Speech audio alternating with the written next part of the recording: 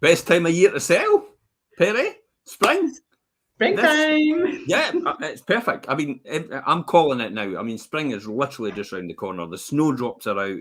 It's in full force. I know it's a bit chillier today, but I tell you what, brighter times are coming as the days get lighter and longer. This is the best time of year to sell. Do I not say that every time? You do. It is.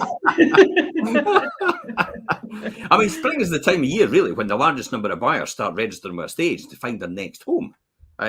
With winter nearly over, we can look forward to the Easter and the summer. And the perfect opportunity, put my teeth back in. Family-friendly locations like Dunfermline, Glenrothes, Leiden, Cooper, Kirkcaldy, East Neuk, and St Andrews see a lot of property market activity when it comes into the spring and the summertime.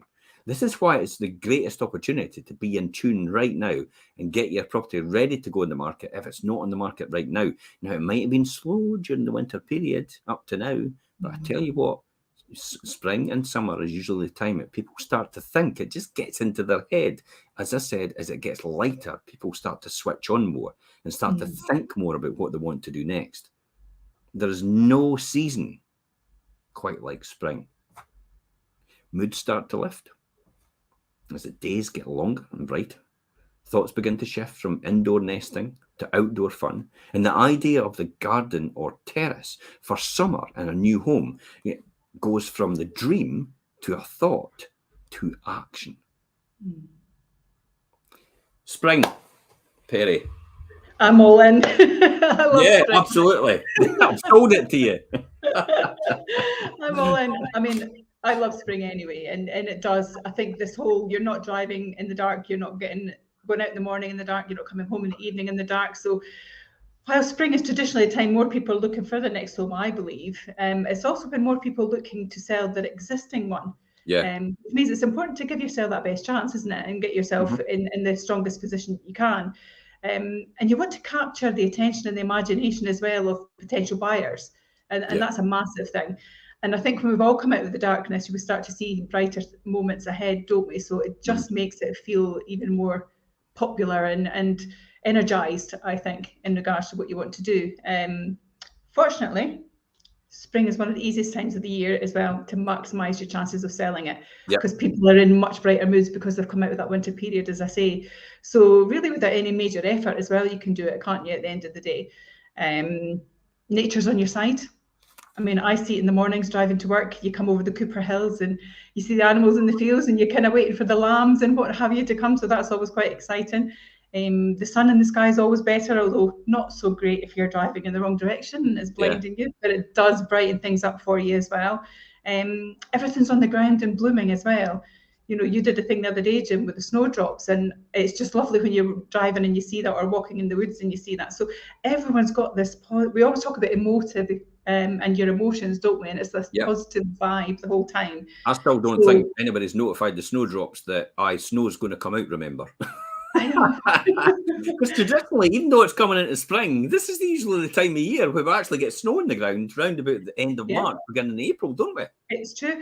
Jim, I'm May, and I've had snow on my birthday. And to quote my mother, God bless her, she always said to me in her Fife twang, "Never cast your cloot until May is out."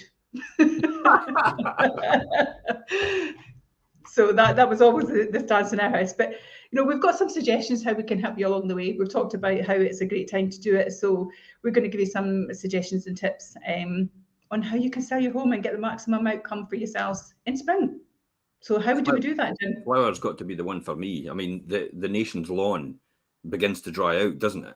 The grass begins to grow, the light begins to return to the world, and the plant in the front of your property with spring bulbs like daffodils, tulips, bluebells, all spring right out from your front door. They've never been there all winter, but all of a sudden they shoot up, just like the bluebells and the snowdrops we're talking about. You don't need permanent beds. Simply invest in 2 large pots for instant curb appeal and amazing photographs of your home. You know, if you don't have these, just get pots. Go and buy it at your local DIY place. They're already done for you, ready-made. They're very cost-effective. You stick them at the front door and it looks fantastic. Curb appeal is everything when it comes to that.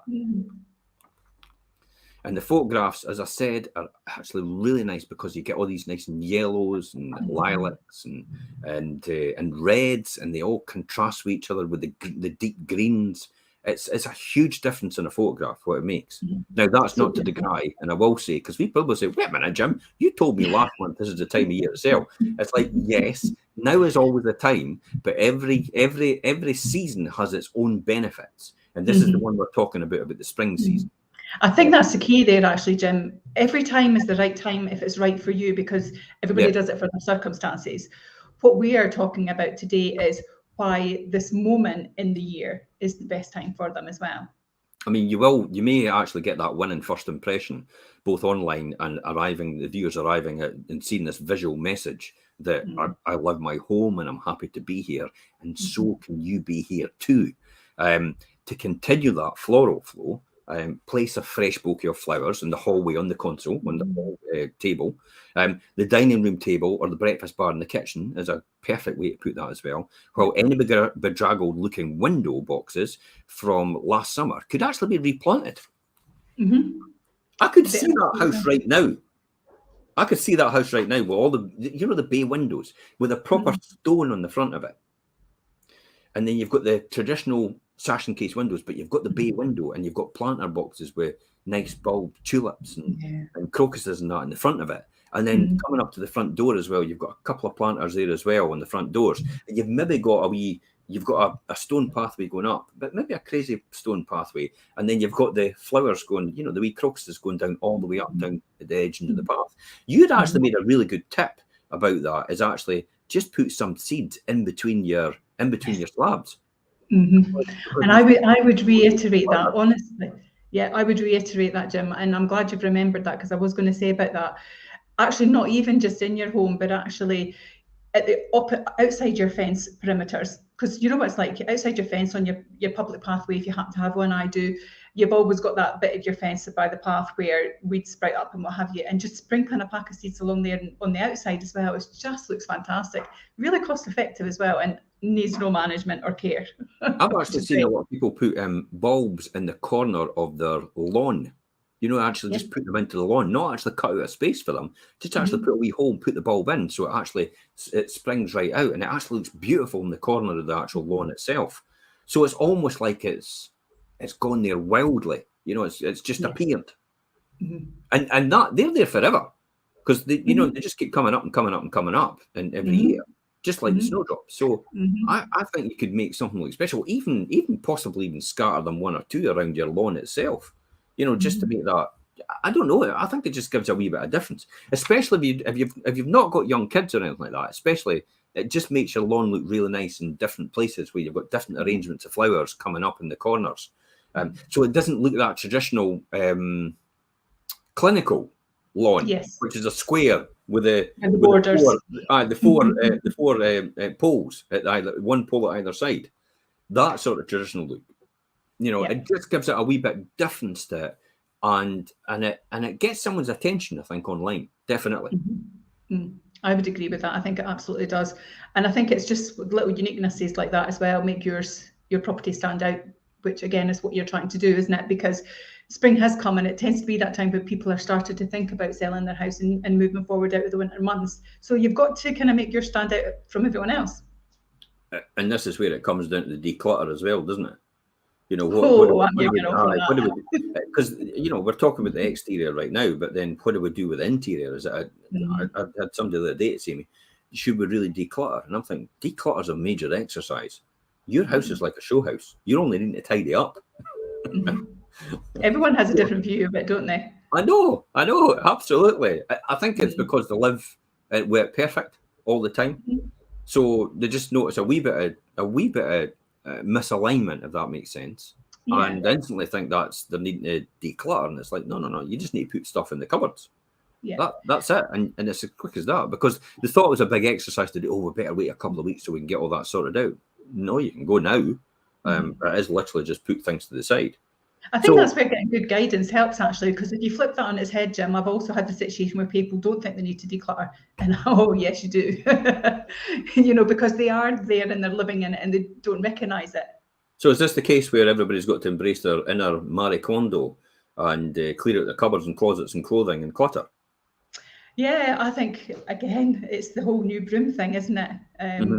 You know, funnily enough, actually, it's even the little things about, you know, just keeping things clean in your outdoor paintwork and what have you, because we've had a bit of rain and moisture in the air and sunny and cold and a little bit of kind of green mold and things. But we had exactly the same thing in the house the other day, and Billy was like, "Oh gosh, look at the rim around the patio door," and I was like, "Oh yeah, it needs done." I says, "But that's a spring job." And that was the first thing I said. I was like, "That's a springtime job."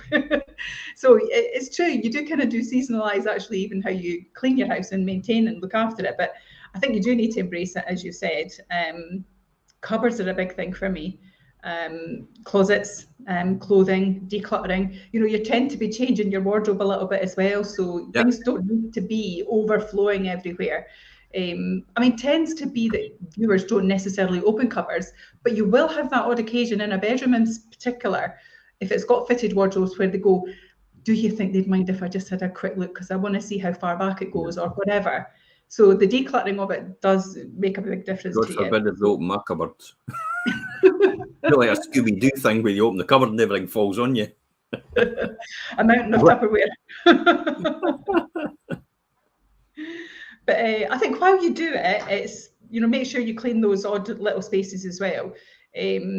Sometimes there are things that you don't notice. I mean, even in your kitchen, I did it, and the other day I was like, holy moly.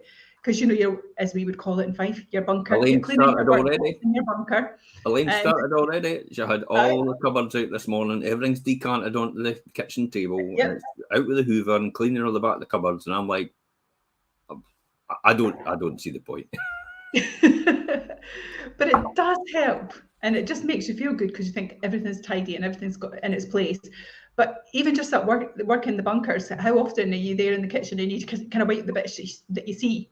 Yeah. And then the other day I was like, I moved the toaster and I was like, oh my goodness, there's like a mountain of crumbs behind this. It's little things, but it does make a difference, especially when you're trying to declutter. So yeah, the places you haven't noticed, definitely do those. So behind your chests of drawers, above the wardrobes, your cupboards, under your stairs. Lampshades is a big thing. It's not something that we've noted, but it's coming to my mind because I did this at the weekend. So on Sunday, I was cleaning the bedroom and I thought, God, I might look at the dust on those lampshades. Arbor for dust.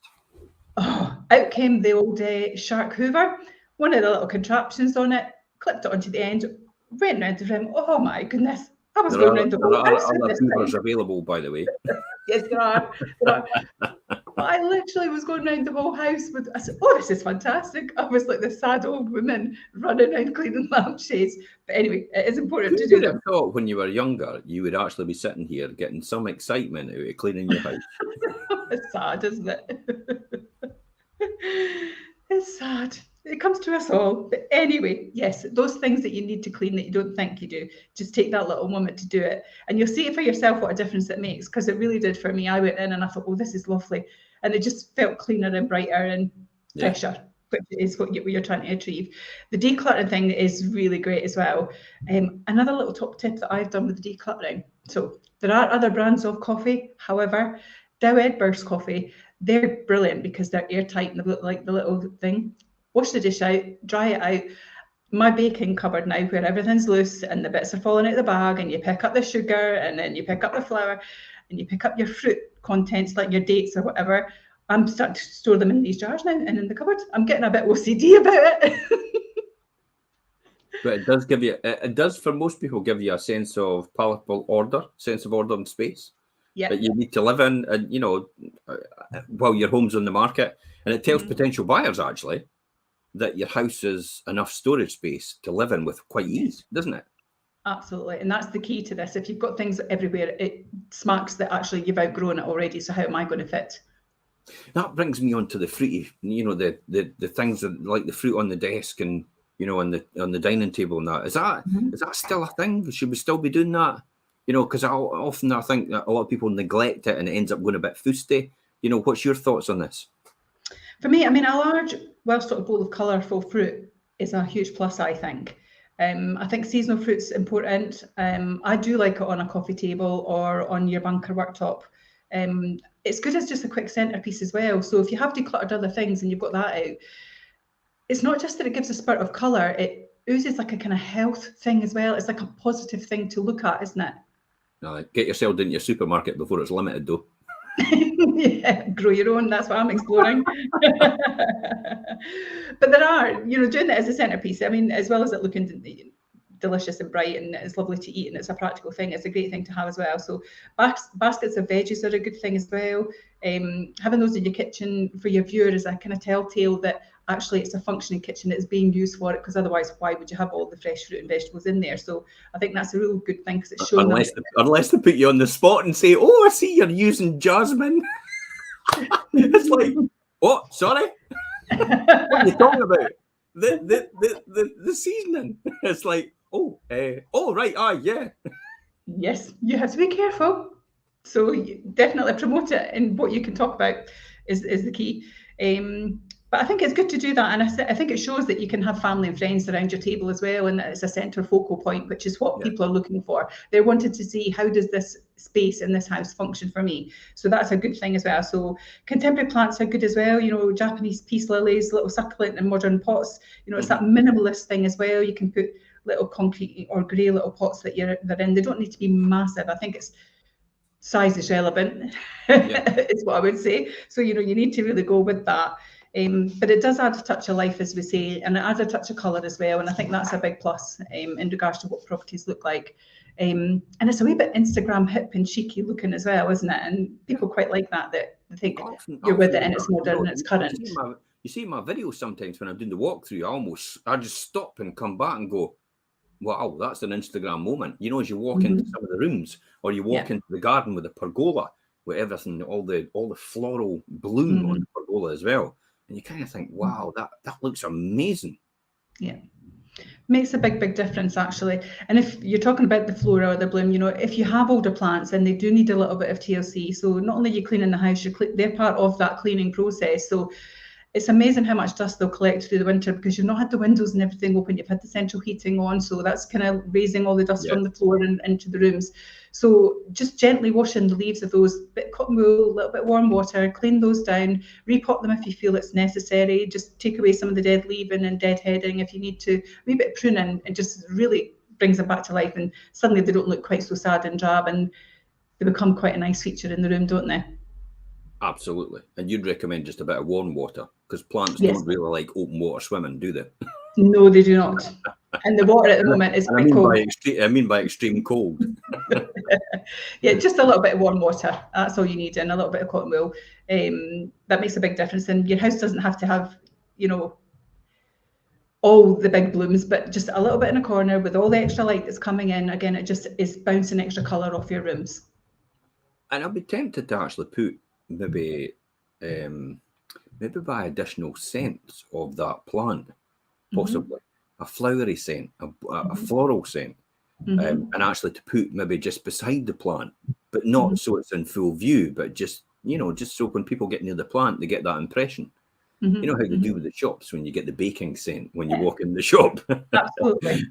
Or you're walking past the door on a a takeaway, and it's like you smell the takeaway and you think, oh wow.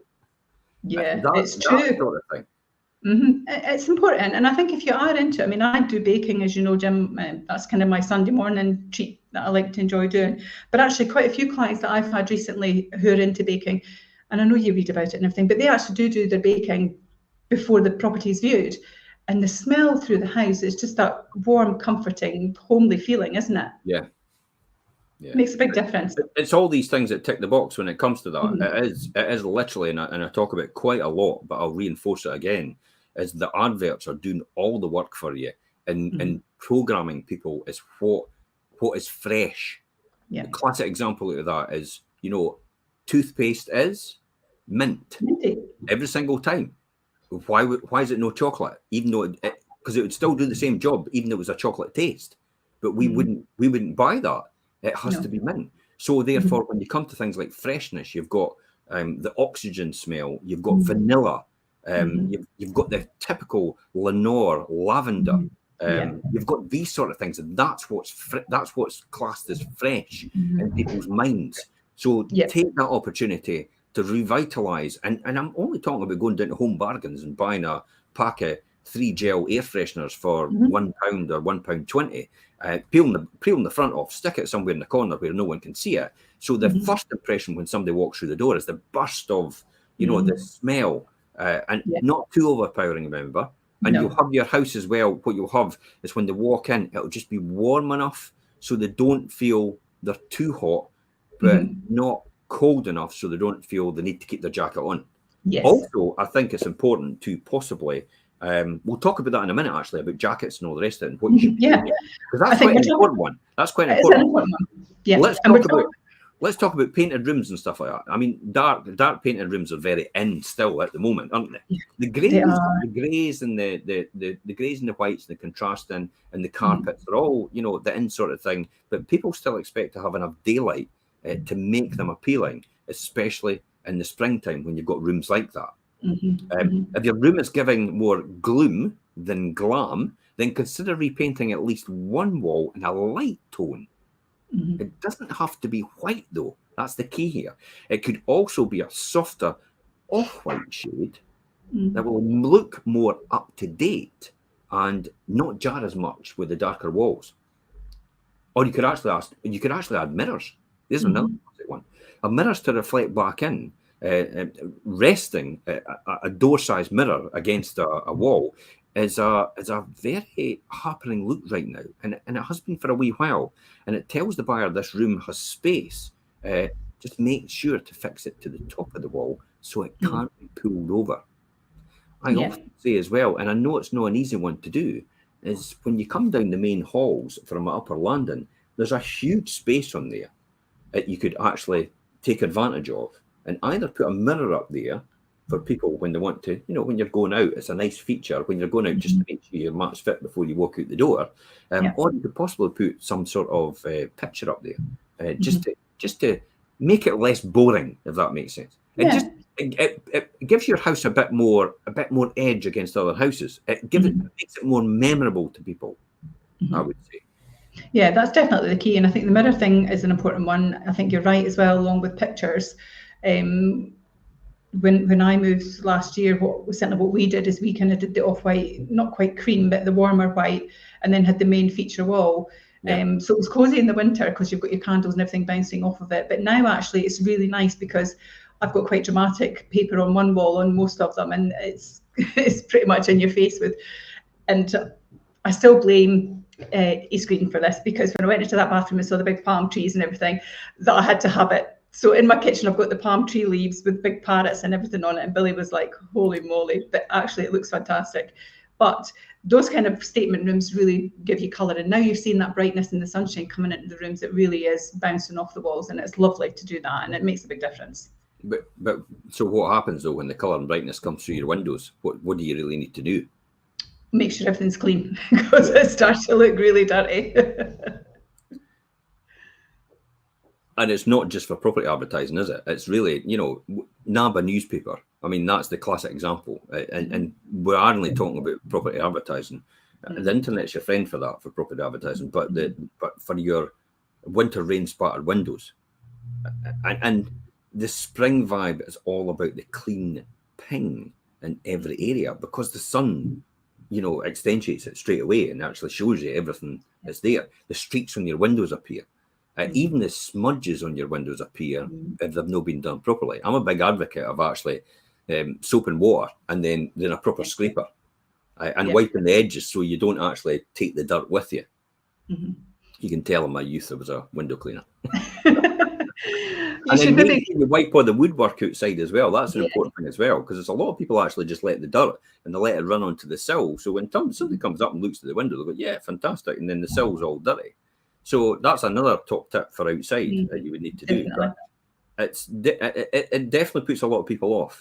So get a newspaper and vinegar or whatever it is, or your local window cleaner to polish your windows to a high shine. Inside, make sure any mirrors likewise are dust free, because they're a harbour for dust most of the time. Because as soon as you do your duvets and your blankets and stuff, the dust goes all over the room and it sits on the mirror. That's where it goes straight away. Use tie backs that actually fit with your style for the modernistic metal to the grand and heavy tassel, and that's to bring the curtains open so you actually get more light into the room. Don't be tempted, and this is one thing a lot of people are tempted with. Do you know how you get the curtains in the theatre where they're almost touching at the top and they have the swing going all the way down? And then you're only getting a minimum amount of light through there. So it maybe looks nice for you looking at it with the eye, but it doesn't let much light in. So you're possibly better pulling your curtains right back to the edges and making sure they just go straight down. Possibly, if you want, you could put the ties on the side so you see it. But it's more important to get more light into the room than it is actually to have a nice looking curtain, curtains in the windows. Absolutely is. And I think that the other thing I would recommend there as well, because you see it quite often, is if there's bay windows and people are putting the televisions in there or seats in there, you're just blocking all that beautiful view and light. You're blocking the view out and you're blocking the light coming in. So actually it can become quite a negative thing. Yeah. So remember, in spring, light is king. Fabric conditioning. What do you think about fabrics? This is your thing, yeah? Yeah, definitely. I mean, if your curtains or blinds look in need of help, yeah, you need to do something with them. So my little hoovering tip on the lampshade actually works really well in regards to hoovering with a handheld high-powered hoover. There are various vacuums out there that you can use. Take a lot of the surface dust off, and I think that's really important. And give a surprisingly good result for both wooden blinds, because I've used them on those, but also on your heavy drapes as well. Because you actually, many times I've seen as well where drapes actually just stay in that position, they don't close them or open them. So if you think about it logically, they've got all those lovely pleats because you've spent ages getting them looking nice and pristine. But in the winter months, all the dust is start to settle in those. So again, just running in it with your hoover makes a big difference. Any draft smell, it leaves a smell as well, doesn't it? A dusty smell. You don't know what you don't know because you live with it. It's like the nose blind thing you get in the advert, isn't it? You don't know what you don't know, but when someone like myself walks into a room, you know straight away, you can smell the must. You can. And it's often difficult to deliver that to someone. And, you know, you wouldn't want to say, well, your house stinks. No, it's a bit more subtle than that. There's an ambient smell in the air that's not very that pleasant. I don't know. So be prepared as a seller to actually take criticism from your estate agent, I suppose. Ask for the critique. Ask for it. Because if you give permission, that's easy for someone to tell you. And if you want best price and you want the maximum value for your property, and you want the minimum amount of time it stays on the market to get the right deal for you, then you need to be quite critical. You need to just accept that. You do. And actually, I find that our clients are very open-minded, and 9 times out of 10, before we even get to that questioning section of the condition, quite often they will say, you know, what would you recommend we do? What do you think we should do? How can you help us? You're the expert. So 9 times out of 10 people do know that. So it's great that you do ask that question, because we're there to work as a team together to get the best outcome for you, which is fab. But going back to the kind of the smell thing and the curtains, if they're washable as well, then actually take them down and wash them. If you haven't got the kind of facilities, if they're heavy, then there are things that, you know, there's places out there that you can take them. In leaving alone at Bobby, there's a big industrial washing drying facility there that you can kind of go in there and do them if you wanted to. But it's really important to launder them. Dried, ironed and rehung. Don't just wash them, pull them out and throw them up, because that's actually worse. You might as well have just left them as they were. Yeah. And what about carpets then? Do you think, you know, a once over with the carpet sometimes? If you think, you know, if you can just see it, probably a classic is you'll notice how different your carpet is if you move the furniture to the side. And if you start difference between one and the other, it's possibly worth just getting a once over, especially if you've got pets. You know, that is important, massively important, especially if you've got pets. Make sure obviously you get a carpet cleaner or detergent for the carpet that's compatible with the pets. It's not allergic to them, or agitates them or irritates them. So that's kind of why I'm thinking, you know, maybe that's the way to go forward. I'm kind of, you know what I've got in my head right now? Do the shaking back. Bring the freshness back. Honestly, I just popped in my head right now. I just saw an image of doing the shaking back, back and forward. They were great, Jim, with the throwaway Hoover bags. But with your cylindrical ones now, don't. It ruins them, because I knackered one of mine doing that. Oh dear. But carpets are one thing, but actually don't forget that wooden flooring gets dirty as well. And again, this is a big thing. So, you know, a lot of people that I see who have wooden flooring have furniture that's generally on legs. So it's never sitting flat on the floor. So again, get your big dust catcher mop thing and get them right under and round, because it's amazing how much dust goes under there. And again, that all smells. So just cleaning that all up, because when spring comes out and the sun starts shining, the light that it gives the office is king in how you're going to present your house. Yeah. And that then takes us on to planning for the worst. You know, the fact that it really is bad outside. I mean, you know, it's Britain after all. Crisp and sunny spring days are, well, eminently possible and utterly delightful, but we do get a lot of rain. Yep. Which means that there's a chance of dirty shoes, isn't there? Yep. Dirty shoes and dirty paw prints. We've got a little dog. He goes in and out sometimes, and he'll walk on the skirt at the door. And you've suddenly got these little black spots. You have it, Jim, with all your pussycats coming and going. You know, so it's important to keep on top of those. No, and I get them to wipe their feet before they come in the door. They've got little puss in boots. It's like they're all waiting to come in. No, get your feet wiped before you come in. It's like, whoa, Casper, out, get your feet wiped before you come in. Yeah, I must admit, my sister's fantastic. I mean, as you know, Jim, I've been slightly poorly recently, but my sister's my dog walker and she's brilliant. But because I've been there and she's still been taking him, and then when she's brought him back, if I've been walking, I'm like, don't bring him in. If you've been to the beach, he's filthy and the towel's out and you're washing and scrubbing him. But, you know, it's important to keep those things in mind. Like Stig of the Dump. Yeah. Like they're covered in, and it's like Rocky, for example, long hair. He's been lying in the leaves and all the rest of it, and he's got it everywhere. And it's like he comes in like a leaf man. And I'm like, it's like, can you not just brush that all off before you come in? It's like he's completely oblivious to it, and you're having to chase him around the room trying to get all the bits off him before he actually started it everywhere, and then you have to go and clean everything. That's the fun bit. I suppose you're right. Exactly. But it's true. The dirty shoes clean. That's what you're going to have to do, isn't it? Definitely. I mean, from your own running around to the park, you know what it's like. You know, we're out at the parks at the moment. There is still a bit of dampness in there. You walk in, you're wearing wellies perhaps. You go up to Silverburn. Some of those pathways are, you know, if it's been a really wet day and towards the beach and things like that, you do need to kind of protect yourself. And it's at this time of year as well that you love going out into the woods again, because the sun's coming in, everything's starting to blossom, and you're seeing the little buds starting to come on the trees. So it is a nice way to do it, but it does mean that you're dragging dirt into the property. So, days of walking in the woods, it's wise to plan for every eventuality and every weather piece, which means having somewhere for your viewers where they can wipe their feet as well. So it's not just about you, it's also about them, because there's nothing worse if they turn up at the house. Uncomfortable feeling as a viewer when you walk in the door, even as an estate agent visiting someone, I feel really uncomfortable with the fact that if it's really dirty or it's raining outside, and then you walk in the door and all of a sudden you just see a cream carpet, and you're like, oh my God, what do I do now? Awkward. Yeah, because for some people it's really stressful, isn't it? It is very stressful. It's not just even mentally what they're thinking, but it's actually their physicality, Jim. They might not be able to stand on a doorstep and bend down and take shoes off. So that's where possibly, you know, foot covers.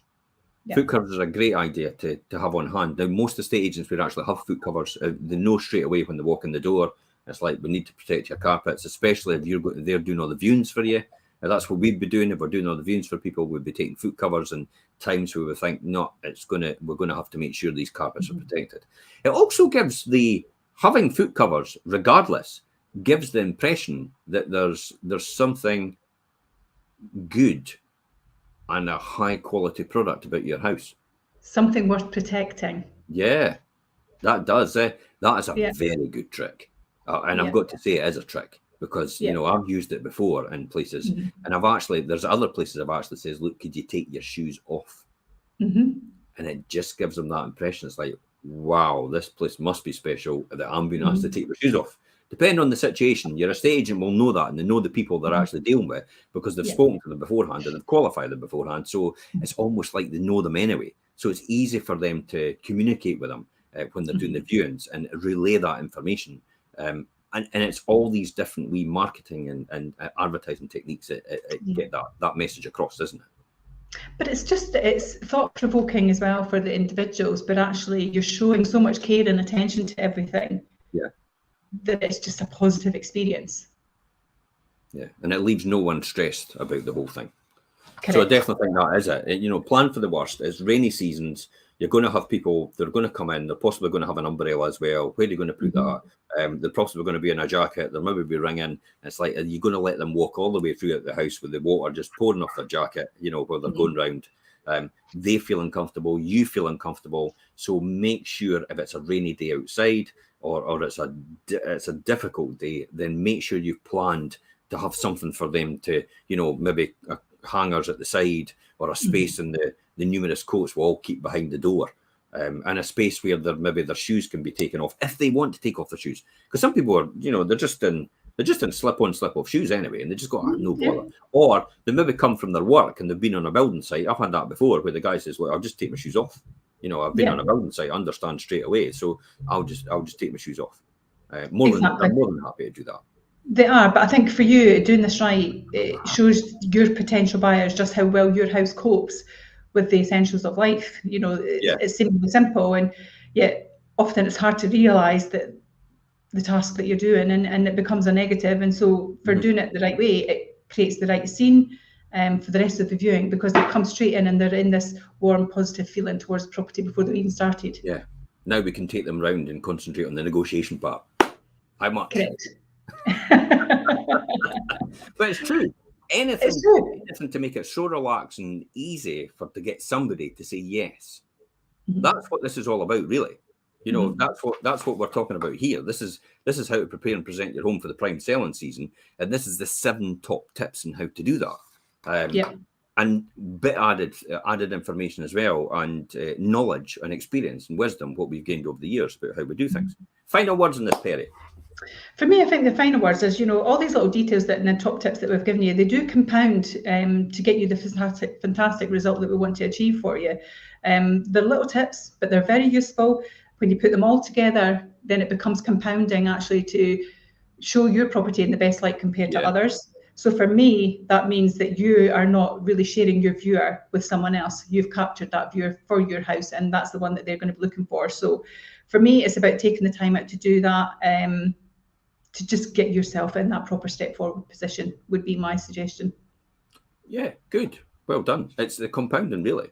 It's not just one big thing that will make this difference. It's just the compounding in the whole thing. And that's it. Thanks very much for that, Perry. If anybody's got any questions later on, please feel free to put them in the comments, or you can message us direct as well, or you can contact any of the offices. Until next time, guys, Saturday morning show, which will be Saturday morning show for us, stress-free downsizing. Swap a home that's too big for happiness, financial freedom, and your ideal lifestyle. That's going to be a good one. So you've got one half of that, Jim. I've got the other half. Perfect. We'll see everybody on Saturday morning at 9:30. Bye-bye for now. Bye, guys. Take care.